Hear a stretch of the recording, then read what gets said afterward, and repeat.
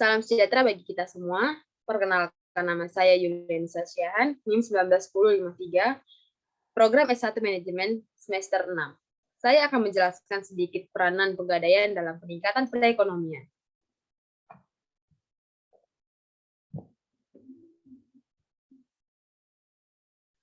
Peranan pegadaian. Pegadaian merupakan salah satu lembaga resmi pemerintah yang dibentuk khusus untuk masyarakat yang ingin menggadaikan barang berharga dan juga barang-barang lainnya dalam jangka waktu tertentu untuk memperoleh sejumlah uang. Yang kedua, perusahaan umum pegadaian adalah salah satu badan usaha milik negara yang melaksanakan kegiatan penyaluran kredit kepada masyarakat. Pegadaian cukup populer digunakan oleh masyarakat kelas menengah ke bawah karena biasanya prosesnya cenderung lebih mudah. Adapun beberapa produk layanan dari perum pegadaian diantaranya adalah gadai konvensional, gadai syariah, gadai emas, jasa taksiran dan sertifikasi logam mulia, jasa penitipan barang berharga.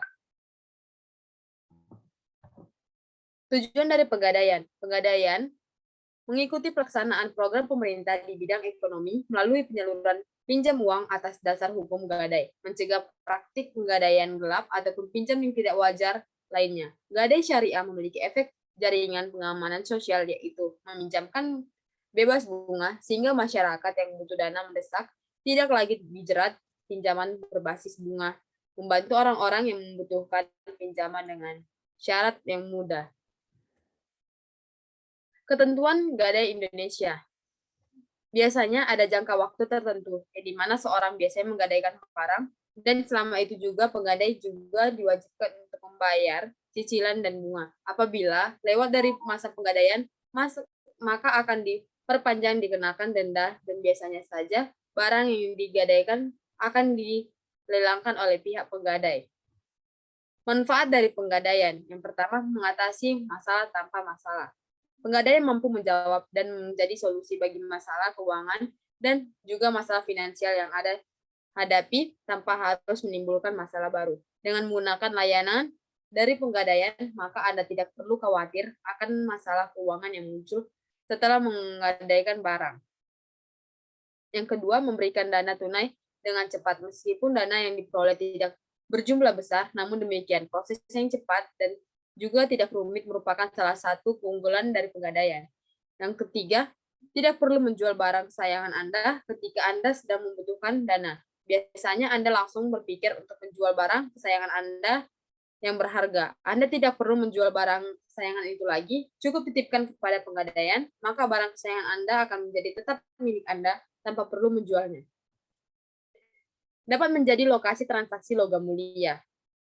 Ingin melakukan transaksi logam mulia untuk kepentingan investasi. Anda juga dapat melakukan di penggadaian logam mulia seperti emas, bias.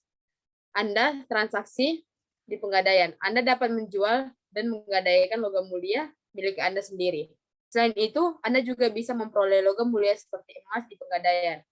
Yang kelima, memiliki laboratorium pengujian batu mulia dan wewenang penerbitan sertifikat. Persoalan lainnya yang mungkin bisa membantu Anda bingung adalah Anda memiliki batu mulia namun tidak yakin dengan jenisnya dan juga keaslian dari batu mulia tersebut karena tidak memiliki sertifikat.